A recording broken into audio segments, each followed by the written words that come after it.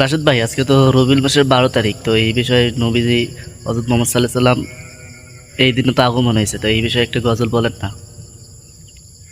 12ই রবিউল আউয়াল এলো, কুঁড়ের ঘরে জ্বলে নূরের আলো।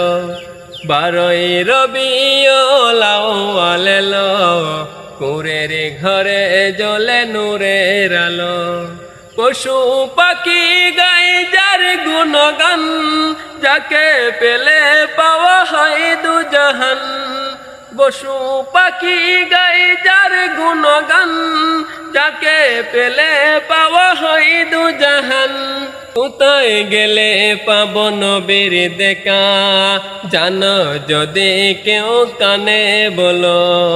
12ই রবিউল আউয়াল এলো, কুঁড়ের ঘরে জ্বলে নূরের আলো।